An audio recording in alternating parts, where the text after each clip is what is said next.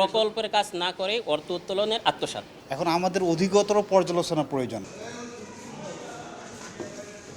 দেশের অর্থনীতিতে অবদান রাখা অন্যতম একটি খাত কাঁচা পণ্য রপ্তানি। পণ্য রপ্তানিযোগ্য কিনা তা নির্ধারণ করে কৃষি সম্প্রসারণ অধিদপ্তরের কেন্দ্রীয় প্যাকিং হাউস।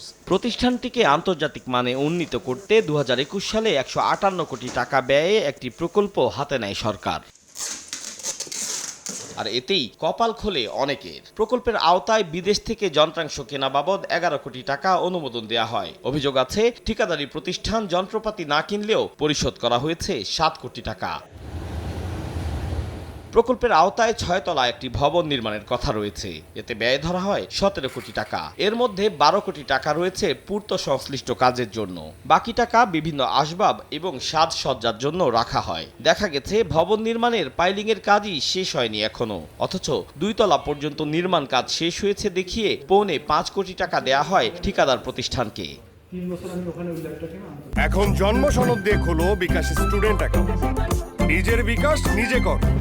এসব অভিযোগের ভিত্তিতে অভিযানে নামে দুদক। প্রকল্প এলাকা পরিদর্শন এবং কৃষি সম্প্রসারণ অধিদপ্তরে প্রকল্প পরিচালককে জিজ্ঞাসাবাদের পর অভিযোগের সত্যতা পাওয়ার কথা জানিয়েছে সংস্থাটি। আমরা যে অভিযোগটা নিয়ে আসছি তাতে আমরা সত্যতা পাইছি। এখন আমাদের অধিকতর পর্যালোচনা প্রয়োজন। অভিযোগটা ছিল যে প্রকল্পের কাজ না করে অর্থ উত্তোলনের আত্মসাৎ। তো আমরা ওইখানে প্রকল্পের কাজ দেখেছি যে শুধু পাইলিংয়ের কাজ দেখেছি, পুরোপুরি শেষ হয়নি, কোনো শেষই হয়নি, শুধু পাইলিংয়ের কাজ দেখেছি। গণমাধ্যমকে এড়িয়ে যাওয়ার চেষ্টা করলেও অনিয়মের অভিযোগ অস্বীকার করেছেন প্রকল্প পরিচালক। না, এটা নিয়ম অনুসারে সব হয়েছে।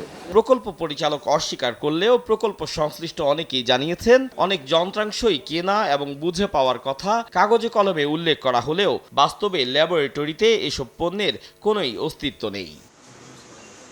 আতাউর কাউসার, সময় সংবাদ, ঢাকা।